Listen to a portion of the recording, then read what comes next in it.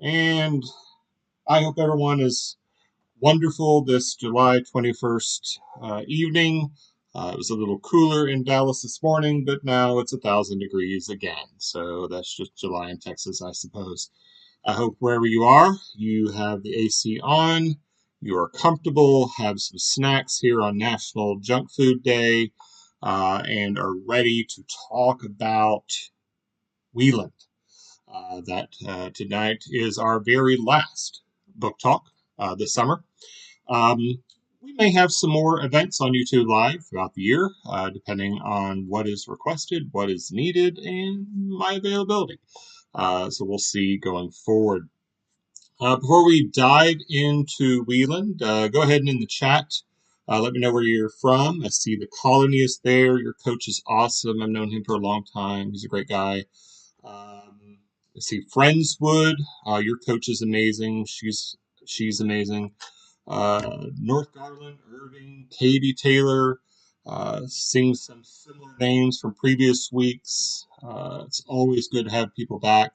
Box Blocks, I can't forget your name. That just sticks in my head. It's like a Dr. Seuss memory um, kind of back there.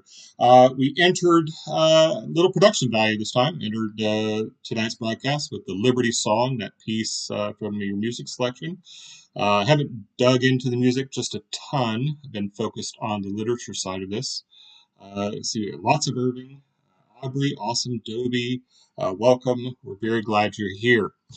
Before we do anything else, also let's remind you that if this is your first time with the broadcast, make sure you're following us on Twitter and Instagram. Follow us on there, see all the mildly amusing memes, but also as we're getting a little closer to the school year starting, uh, we'll be posting more. We're always posting stuff from the guides, and I've often kind of wondered if you took a varsity and just had him read our social media accounts all year, and then trained him to guess pretty well, could he hit 500 average? Kind of curious. Please don't do that. Make sure you read the guides. But I just kind of wondered. But follow us on there. We'll always have stuff on there from the guides, special days, birth and death of people. And I always try to include a little bit of stuff from the guide that I think might end up on one of these first couple of tests. But we'll also be rolling out help with interviews, speech ideas, things just kind of help you as you go along. One other thing that I did post today that I did want to make sure was on your radar is that if you are an ACTEC senior, I was working on some stuff today for my job at the University of North Texas. Make sure that you're working on your uh, application essays. You're whittling down that college list now. Get all that taken care of. Because those deadlines start showing up. Early decision, early admission deadlines are November 1st. Everything else is either December 1st or January 1st, somewhere around there. And ACTEC kids, you are going to be super busy in November, December, and January trying to be a championship team. So please work on that now. Make your coach a happy person and help yourself out by taking care of some of that now, or as much as possible now. Your essays and your applications, etc. It's going to take longer than you think, so don't wait till the last minute. So follow us on social media for more helpful advice like that. And as we go through the year. So, kind of a dark meme, not so much a meme as there is no hidden message there, but we've got a graveyard there with all the people that end up dead at the end of this um, through either natural means or unnatural means. I think the only natural one there is Teresa. Everybody else ends through unnatural means. So it's kind of a pretty good body count there. And so we'll go through that tonight.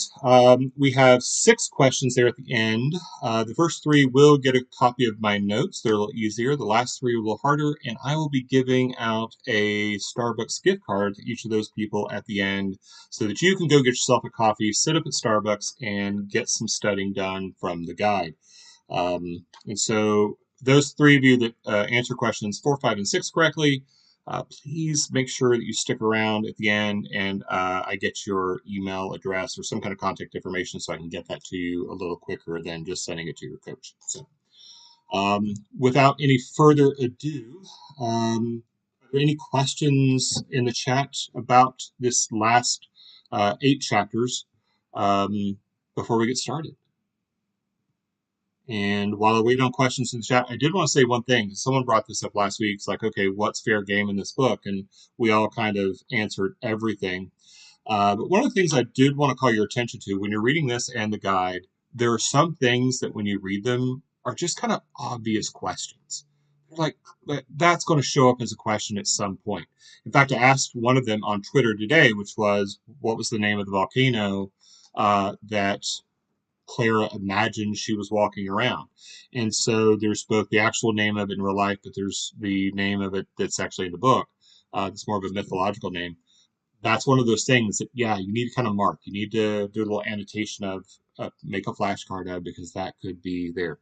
Any other questions in the chat about the book? I don't see anything. So without further ado, let's start rolling on with our last book study. So let's start with 2 questions we want to kind of think about as we're going through these last chapters 19 through 27. One, does Carwin redeem himself? Like, there's a little bit of cluelessness with Carwin in one of these chapters where it's like, okay, everything I did here was pretty excusable, no big deal, right? Here's the stuff I have a problem with. In the next chapter, well, I think all of it has kind of a problem there. And so we kind of get that question by the end, does Carwin redeem himself? And I'm not even sure he ever redeems himself in Clara's eyes, but does Brown kind of redeem Carwin by the end? Do we kind of understand where Carwin was coming from?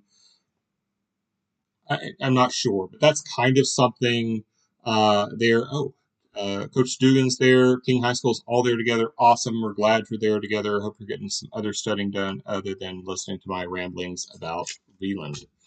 And the second is, what is the moral of the story? Now, moral in quotation marks because it's kind of a dodgy question, but Clara attempts kind of an answer to this at the very end. That is, it could be, I could see constructing an essay question around that about Clara's explanation for the fault in human beings versus reality. Could be interesting to pull evidence from the book about that. So we'll try to hit on those questions as we go through each of the sections of the chapters. So basically, we're going to cover a few chapters, and then slide 3, or you can't see that, but the last slide we'll look at just chapter 27, that last chapter, because a lot of stuff happens in chapter 27. There's a lot of stuff to know that will end up on test. Clara kind of takes a full-on left-hand turn in chapter 27, changes the setting, starts talking about things that are only tangentially related to what happened in the book. And so that may have been a little difficult chapter for you to kind of hang on to in your brain for the rest of the year. And so let's start with looking at chapters 19 through 21. I've titled this The Confessions, plural, because really we get 2 confessions in here. We get Theo and kind of his confession, both of what he did and kind of why he did it. And we also start looking at Carwin's confessions, plural here. And so where we left off last time, chapter 18, is Clara was like, what happened? I think I know who killed them, there. And her uncle's like, no, we already had the person confessed. And if you want to know that, here, read this paper. And this is where we pick up in chapter 19, is with Claire reading. In fact, most of chapter 19 and most of chapter 20 are just the text of this newspaper. And you may think to yourself, like, why would a newspaper read like this? Actually, back in this time, articles could be very, very long and go through all this kind of litany of details. They weren't as punchy and succinct as modern newspapers were. So it's reasonable to read it that way. And so right off from the start, chapter 19, Theo admits to killing. Like, he talks about how everyone knew him as a dutiful father and husband. Um, they assume that he must have been like, mad at them or like an angry father. And he's like, no, I love them, but I am doing the bidding of God. And he says that he gave God, quote, the treasure of my soul. Basically, I value them so much that I gave them to God. Um, and so then he begins to recount what happened off the page back when these killings happened, what we didn't see, because we were looking at it from Clara's perspective. Now we're looking at it from Theo's perspective. And that's kind of one of the important things to remember about 19 and 20 is you really are getting things mostly from Theo's perspective rather than Clara's, which has been most of what the book has been. And so Claire's off, remember, trying to get back with Pleo, trying to get Pleo to see reason that she's not dishonored herself. Well, Theo lets his family go to bed, and he's waiting on Claire to return, and then she doesn't return, so he goes to her house to look for her. And on the way, he's kind of overwhelmed by all these emotions and thoughts. In fact, the journey between his house and her house is where kind of he devolves into that insanity. And he starts thinking about knowing the mind of God, the voice of God, and he thinks, "Oh, there's nothing I wouldn't do for the love of God." And then he gets to his sister's house, and he goes to her bedroom, and he goes upstairs. And she's not here, okay. But then he goes downstairs, and all of a sudden, there's a bright light. He has to shield his eyes; it's so bright, and it fills him with fear. And he calls the light the element of heaven. And this is one of those things where I told you when you're reading things, you need to be kind of putting yourself in the mindset of if you were writing a text, what would I pick off of this page to ask an active kid question? What could be turned into a multiple choice question? And the element of heaven struck me that this was very specific of what he called it, the element of heaven. But then, not just a light, the light speaks. And the voice tells him, your prayers have been answered. You can know the voice of God. You can know the mind of God. All you have to do is, quote, render me thy wife. In other words, kill her. But there's a stipulation. You can't just kill her over there in your house. You need to bring her back here to Clara's house and kill her here.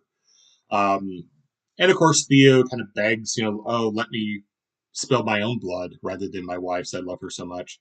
But the voice says, no, no, no, no, no. Has to be her blood, has to be here. Go get her, bring her back. And so Theo sets off for his house. With much anguish, I'm glossing through this, but much anguish, he sets off her house. And he goes back to his house. He grabs Catherine and says, hey, I need you to come with me to Clara's. And she's all like, why? What's going on? What's happened? And she's like, okay, well, just come with me and I'll tell you, and we'll find out when we get there. They get to Clara's house, and Catherine's kind of being dragged along here. And Theo does hesitate. He's being asked to kill his wife. He asks heaven for strength to be able to kill her. Of course, he's mumbling this, and Catherine understands that something weird is happening, but obviously she didn't expect that her husband's dragged her to her sister-in-law's house to kill her. And there is one point where Catherine could have gotten away if she had suspected things a little earlier. She's like, oh, I need a light. He's like, well, go get one. Hurry up. And so she goes to go get a light so they can see. But when she gets the light and they get up to the bedroom, she realizes like something's wrong with her husband. He looks terrible. Like something's truly bothering him. I believe the words used in the newspaper, there was a darkness in Theo's face, right? And she kind of realizes, and then he tells her things that she realizes that he wants to kill her. And so there's some pleading there. There's some screaming for help, as you need in a good death scene. But then he kills her. She's pleading for mercy, and he's killing her.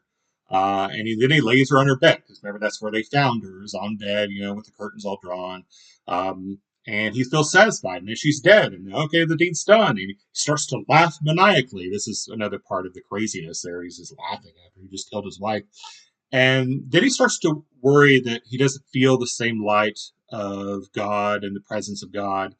But then the voice returns. No worries. Voice returns. Oh, thank God. Voices are there. I've done God's bidding. And then the voice asks to sacrifice his children. Now, thankfully, Brown did not give us the scene of him killing. It didn't take much convincing for Wieland to go through with it. No, Box, it did not. Yet another astute observation from you. No, and this is where I believe we talked about this last week. Someone said it's a good book, and I said, it's a book. I don't know Brown did enough here to establish Theo's madness. Like, it would have been nice to have seen a little bit more element. It seems like a very quick transition from sane, yeah, moody, melancholy, but rational, reasonable Theo turns into maniac killer Theo quite quickly, just with one voice of God. But that's a much deeper discussion that won't appear on any acting test or essay. So feel free to chat me up about that one if you see me in a competition. We'll discuss whether Theo really could have been mad at this point or not. And so, thankfully, we don't get that killing of the children one. I think the names of the children, by the way, are only in one place in the book, I believe. Uh, Certainly not more than two. They are in that meme, by the way, so that's very helpful to kind of keep those names in your head so you remember those for the test. One of them is Little Clara, by the way. They did name one of their children after Clara, which I guess makes it extra sad. So Clara finishes this part of the newspaper at the end of chapter 19, and she closes it up rightly. She didn't want to hear about the children being murdered. And so chapter 20 picks up with her stopping reading. And then she comments, and this is another one of those times where my brain went to the test maker's brain, where she described the killings as worthy of savages trained to murder.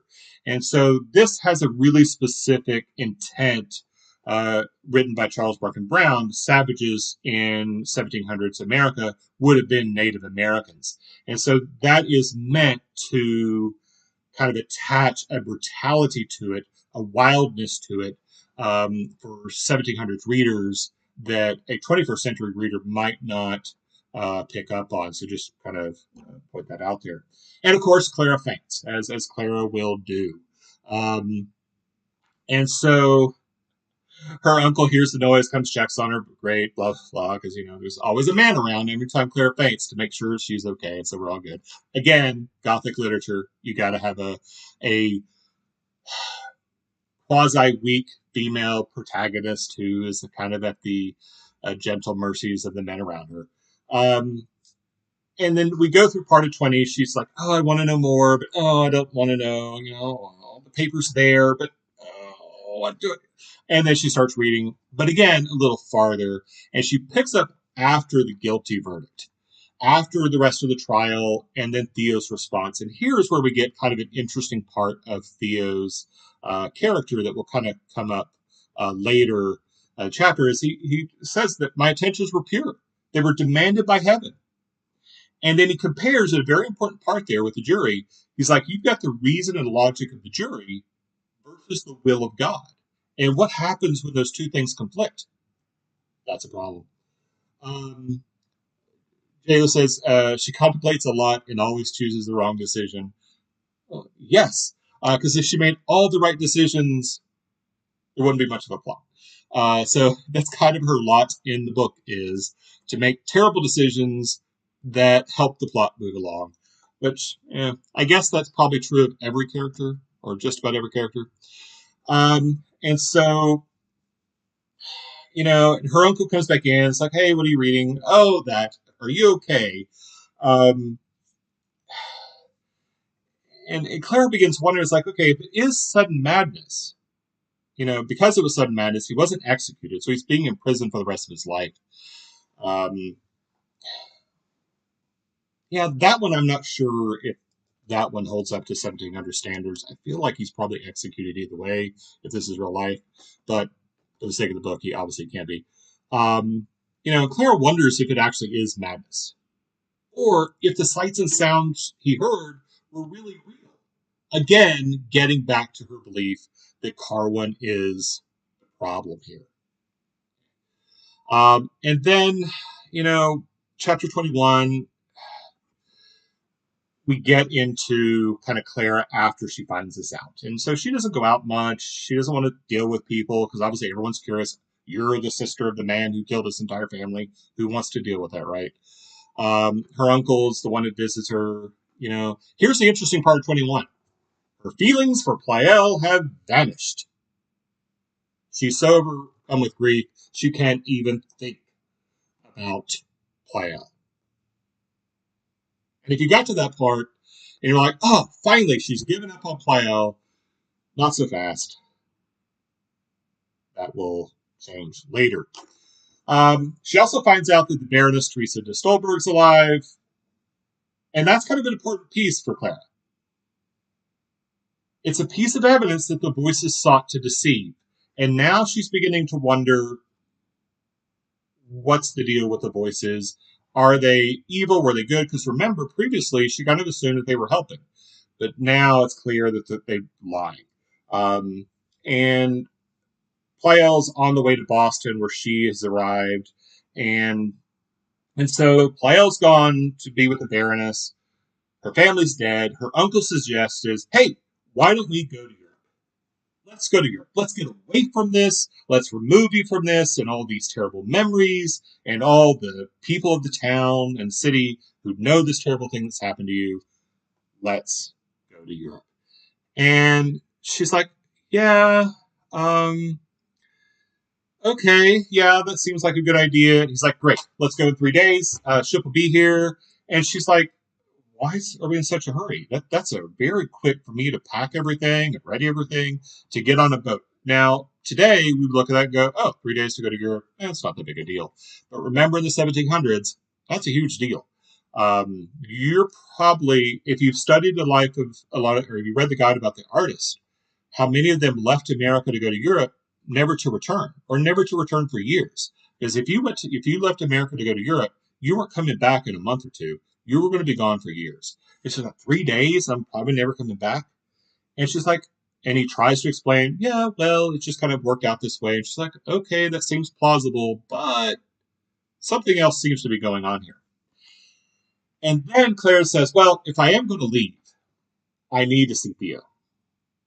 I need to see him before I leave. I can't let him know I left and him think that, well, my sister doesn't care about me, anything else, and blah, blah, blah.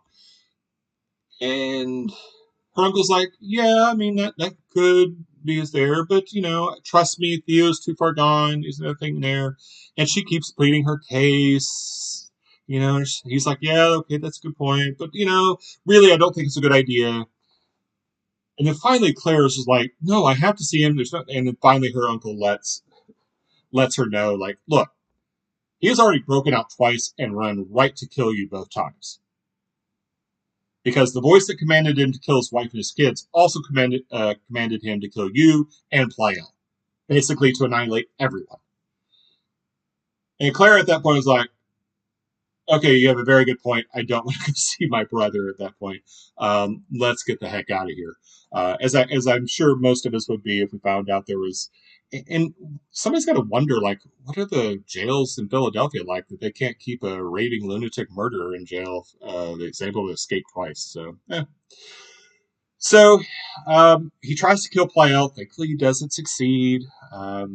He doesn't realize where Clara's at, and I think it's the second time he does know where Clara's at, but they catch him before he's able to get to Clara.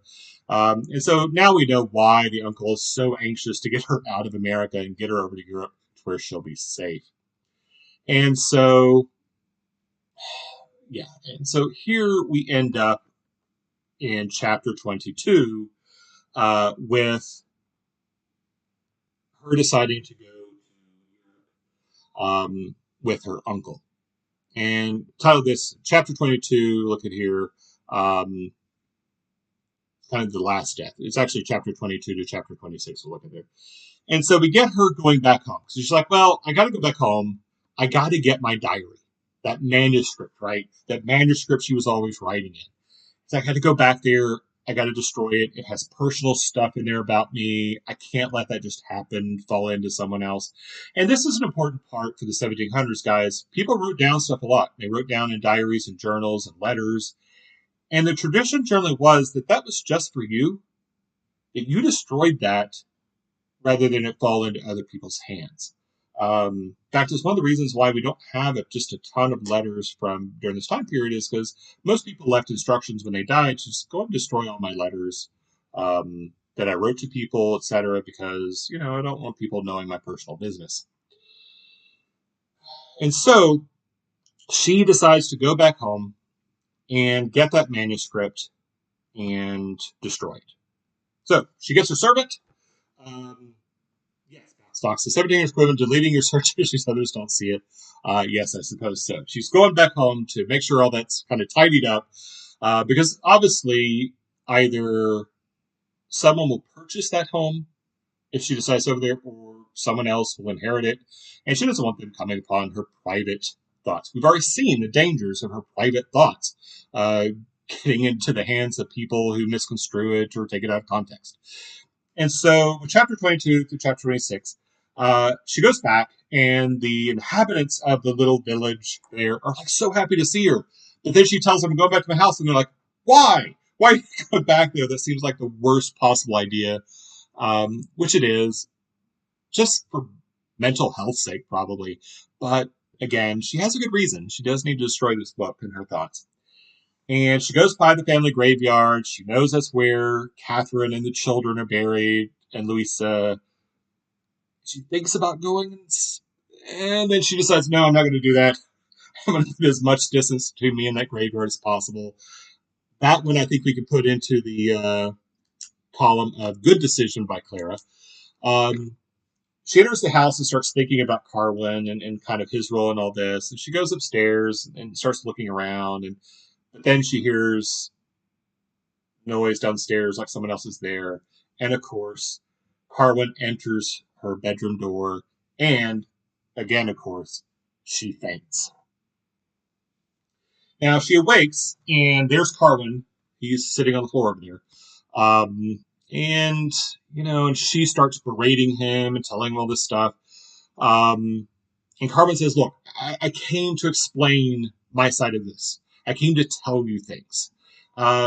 And he confesses to much of it. He confesses to being the source of the voices and apparitions that she saw and heard during that time. Not to Theo's part, just to her part. She tells him, just leave. And he asks her to listen, let him confess, let him get it off his chest.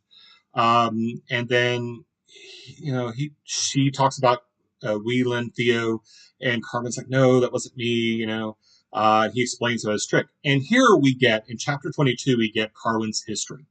And so make sure you pay close attention to Carwin's history here in chapter 22, because we do find out that he's not from England or Spain at all. He's actually from America. And that he used his gift for success and that he hadn't had any trouble with it. Like he used it to get ahead.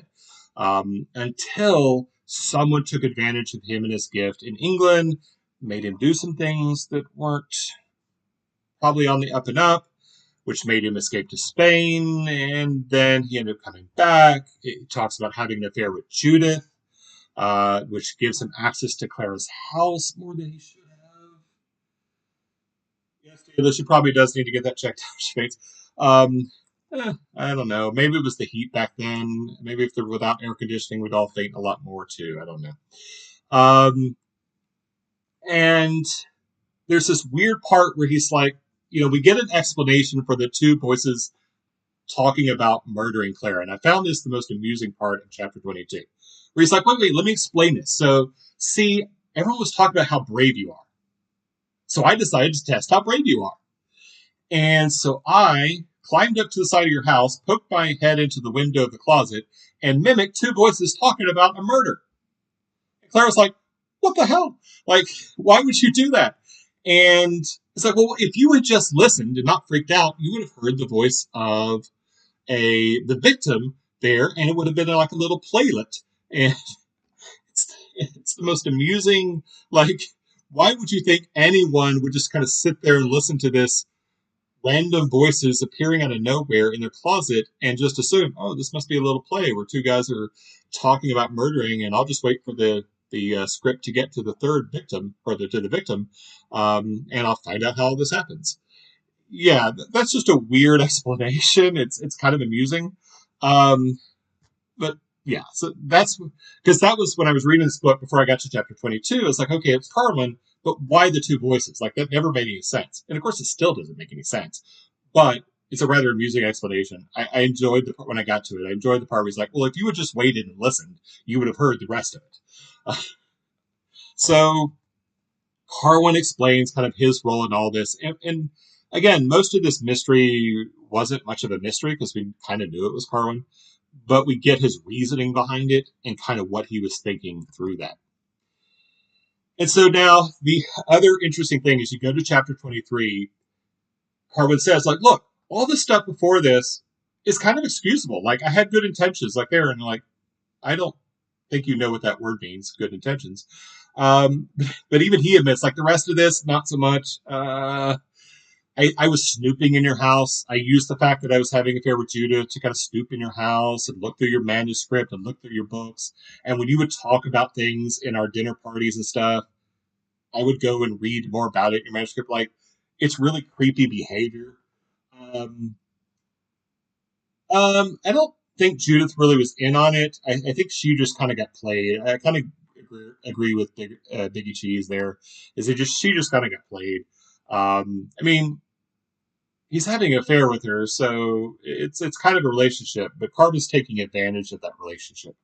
And remember, one of the reasons he scares Clara away from the summer house is because that's where he and Judith were meeting up. And so it's like, I can't have you hanging around here when I use this as the place where Judith and I meet for our affair. And so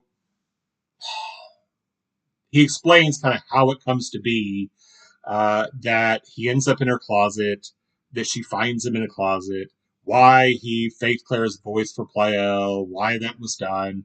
That makes as much sense as a little murder play that did. Like none of this really makes any sense. Um, I guess we can kind of say that Carwin's a bit off kilter too, just not as off kilter or insane as Theo is. But yeah,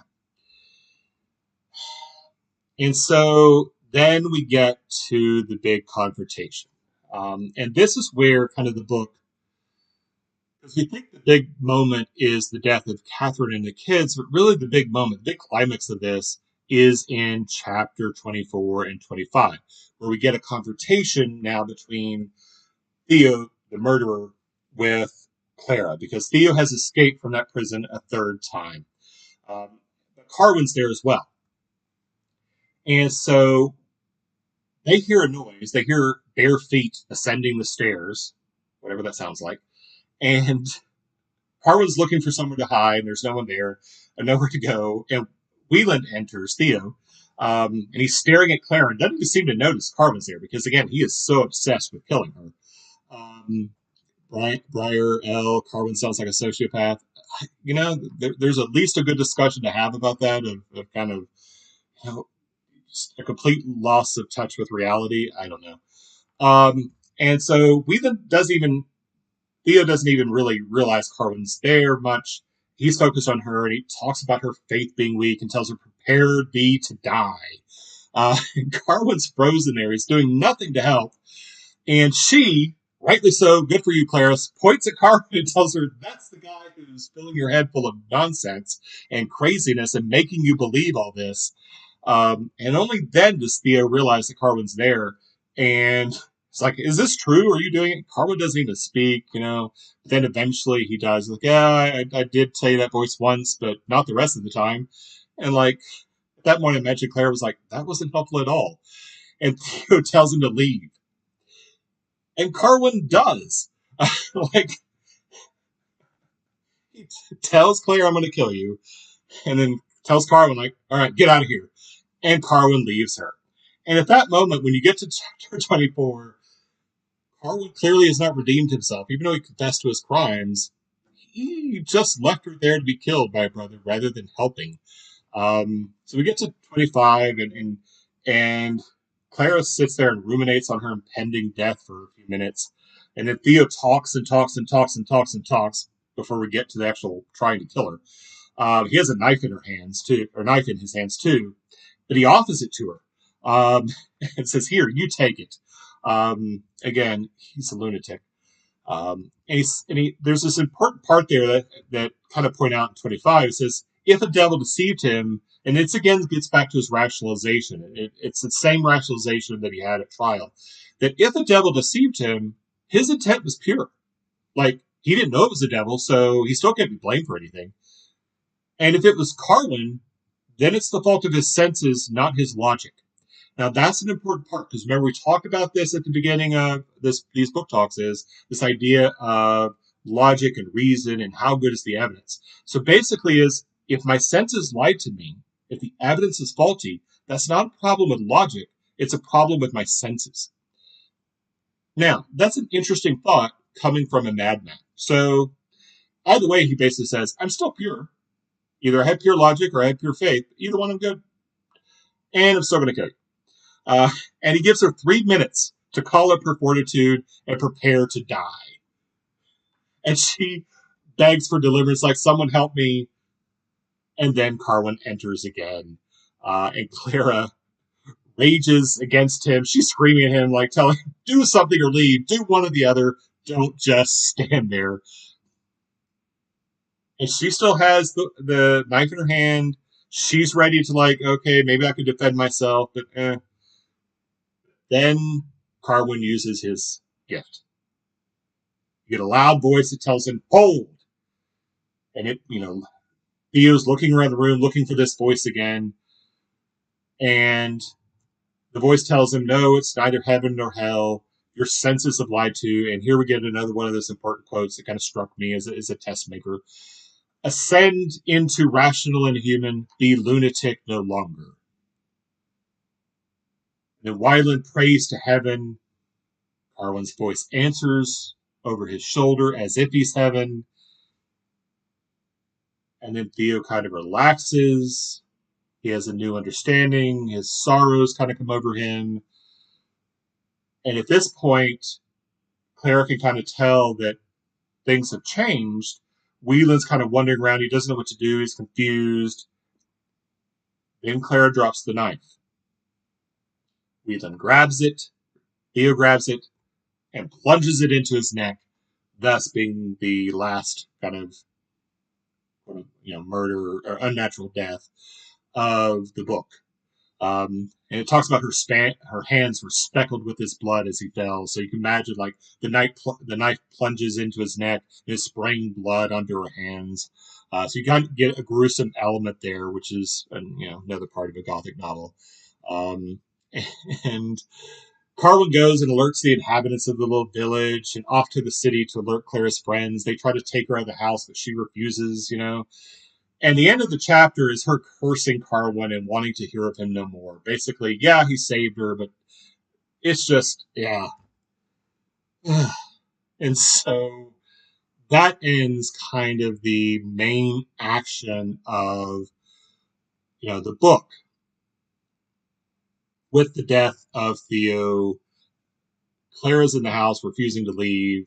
Carwin is off to get help, to some degree. And then we get to chapter 27. Very last chapter. And we get a little bit of kind of wrap up of the storyline. We kind of figure out what happens to people. But then we get this other weird story about Luisa's father, which, I'll deal with a little bit here today. But, we're running low on time here, and I don't want to spend a lot of time on it. But basically, it's 3 years later. So chapter 27 is 3 years later, and she's no longer in America. She's in France. Now, why did she change her mind to leave her house? Because, at the end of 26, I'm not leaving this house. I am staying here forever. This is where I'm going to die. Well, we find out that the house burned down. That I can't remember if this is one of the questions asked. Anyway, a servant caused the house to burn down, and she's rescued. She wakes up thinking, or she thinks she's dreaming that I'm walking along the edge of a volcano. and turns out she's, the house is on fire. And a servant climbs up, saves her, and carries her back down. Um, and so the shock of the fire snaps her out of her mood. She agrees to go off to Europe. Her house burned down, so I guess why not? And here's the return. Pleyel, her feelings for Pleyel, they've returned. But he's married to that Saxon woman, as she calls her. And, she says, I don't wish them ill, but I don't like knowing they're happy either. Uh, I'm, yeah, I'm indifferent. We talk as friends, and it's fine. And then, of course, the Teresa dies, and Clara is just, she's just beside herself with grief that Teresa died. So much so that Pleyel comes over to France and stays with them, and they get together pretty quickly. Um, so yeah, and so that's kind of how things end up with Pleyel. She ends up with Pleyel um, after he's married to her for a year and a half, I believe. Um, and what happens to Carwin? That probably should have been a more interesting story, and probably should have taken the place of this Colonel Stewart story. But whatever. And so Carwin, he tells Pleyel about his role and everything, so that Pleyel will think well of Claire again, which is helpful. But then he goes off to a remote part of Pennsylvania, I believe, to visit with a brother to kind of avoid his enemies in Europe. And then we get into the story about um, Colonel Stewart and Maxwell, and I'll let you that one's a pretty easy read. It follows pretty well. It's just kind of an odd story about how that relates to the main story, which kind of goes into that next part there, which is the moral of the story, which kind of what we talked about in that question at the very beginning was, what is the moral of the story? And according to Clara was that, yes, both Maxwell and Carwin did bad things. However, it was the failings of her and Theo and Pleyel and Colonel Stewart and Colonel Stewart's wife, Louisa's mother, that were the reason those bad things actually had an effect. And for that part, basically drawing a Venn diagram between the two stories, okay, it serves that role of showing that, oh, see, here's the similarity, that if you're pure of heart and pure of deed, that no matter what people do or say, you will come out of it okay. That's kind of a odd lesson to learn, and I'm not sure if that's even true. So, all right, so let's get to the questions tonight. Remember, the first three you'll win my notes. The last three will win a Starbucks gift card to take and go get yourself a coffee or tea and sit there and read some guides and study, maybe with your friends. That would be even very helpful. So get your keyboards ready. Any questions about the book before we go into that? Does Maxwell play a big part in the memoirs of Carwin the Delinquent? I don't know. I haven't read it. You're welcome to read that. I stopped after this. I knew I was going to have to read this probably 2 or 3 times and not have a chance to get into that part. So, yes, maybe if we're talking about it's another story that Brown's working on that he needed that, great. But as far as this book, there. Doesn't play much of a role. So, probably right, Briar. Alrighty, any other questions about the book that you want me to tackle before we get to the questions? Do we know what Claire looks like? No, she never really does a good job, I don't believe. So someone's more than welcome to correct me. Her describing herself. It's always kind of an awkward thing as an author to, if you're writing in the first person, to have the person figure out a way to describe themselves that sounds natural. Like her describing Carwin makes perfect sense because it struck her so weirdly. And she offers more of a personality sketch of her brother in Pleyel, but we don't get much in the way of physical description. You'll see from the memes that I just kind of picked a random 1700s looking young girl to use an image because that's kind of what I pictured in my head. But I don't believe, does anyone else know that she ever describes herself well? I don't believe so. Yeah, poor behaviors and attitudes. Yeah, don't get much of a physical. The only person we get a really strong physical description of is Carwin. But again, that makes sense in 18th century literature.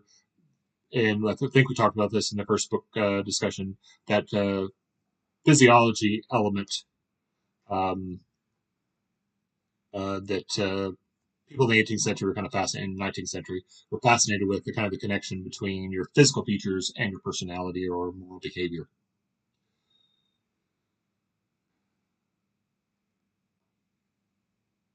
Cheese, I'm not sure what you mean by that. What do you mean?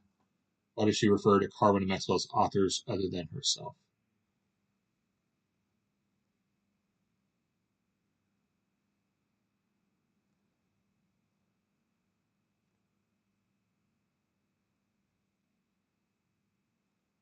Okay.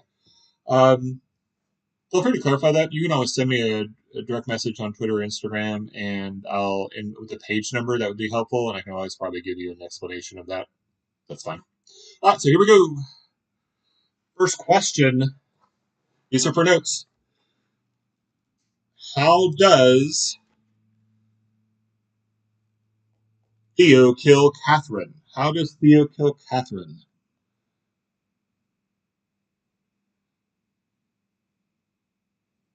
Biggie Cheese is correct. Chokes her. Biggie, where are you from? What team? The interesting thing about him choking her is really from the way that it's described earlier in there. It makes it sound like he beat her to death. So it talks about her being unrecognizable and bloody, which you would assume that would probably come from a beating, but strongly. All right, question two.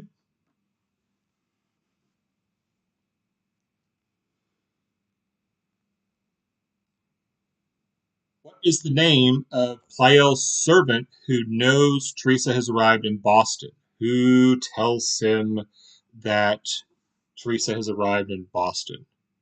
It should be who knew, who tells him. A little harder one. Name's only mentioned once. Judith was Clara's servant, the one Carwin was having an affair with. Bertrand is correct, Box Fox. What team are you from? I forgot. So I think you answered one correctly last week. Bertrand is correct. Katie Taylor. And if I'm not correct, wasn't that the name? Bertrand wasn't the name of a butler on one of those Disney Channel shows, I believe. Forget which one, but yeah, remember that name. All right, question three.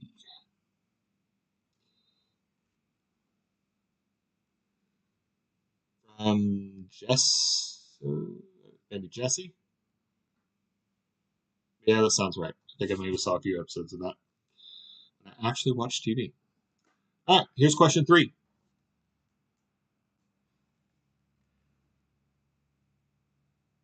How did Pleyel escape Theo's attack? How did Pleyel escape Theo's attack? Biggie already won one, so next one up, Dragon Wolf, you're correct. Jumps out the window. He wakes up just in time before Theo kills him and jumps out the window. So glad the window was open. Where are you from, Dragon Wolf?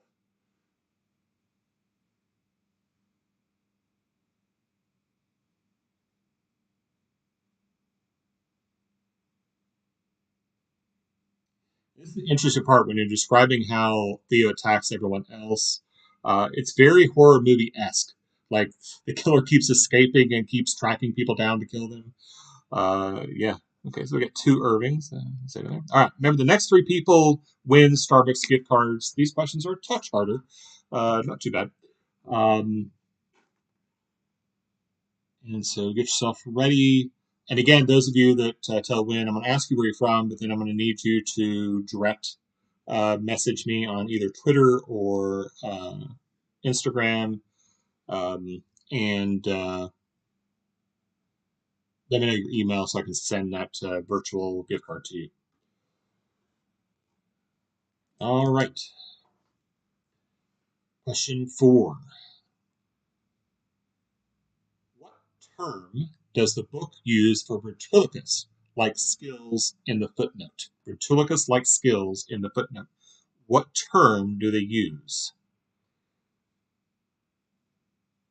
Colloquiist is correct, and that was Nabiha is the first one, I believe, in the official chat here. And Nabiha, where are you from? I believe you won something last week, or won some notes last week.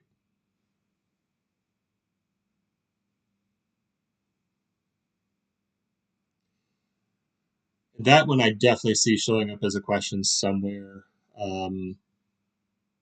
That and kind of the footnote explanation. Any of those footnotes are fair game, so make sure in the book that you're kind of paying attention to that.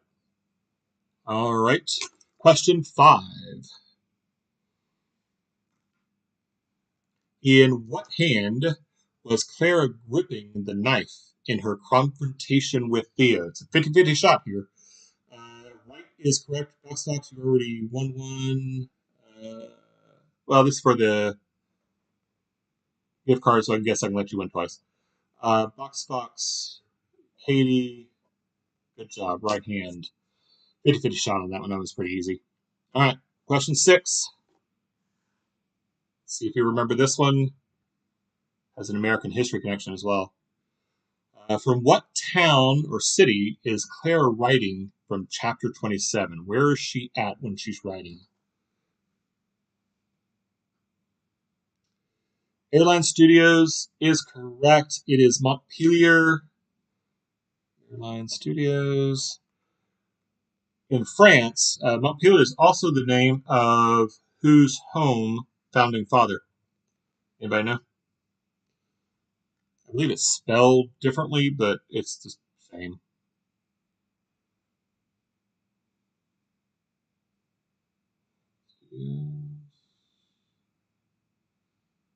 Airline Studios, what school are you from?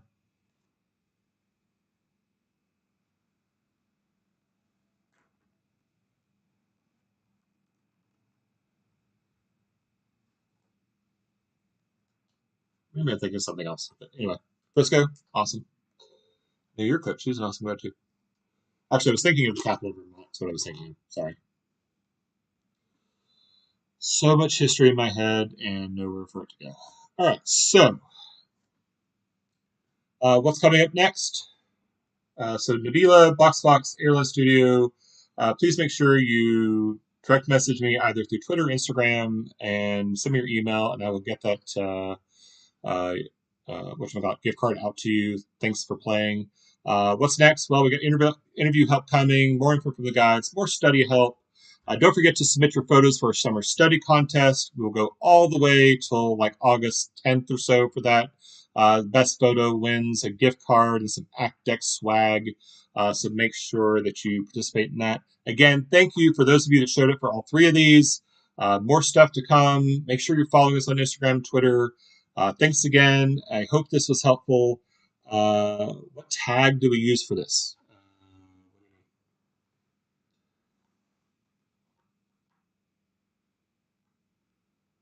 Yes. Texas Active Twitter. Yes, just there.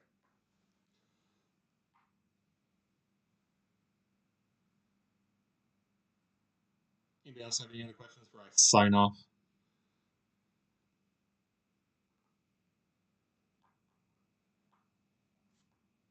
All right. And thanks for coming. And I hope to meet some of you at various competitions. And hope you have a wonderful night. Um, Hopefully, we'll have some more stuff later on in the year. Good evening.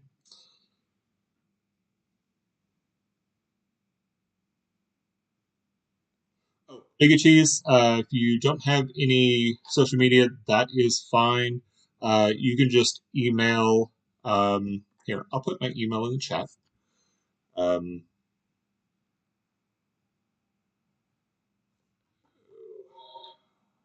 and you can email me that way.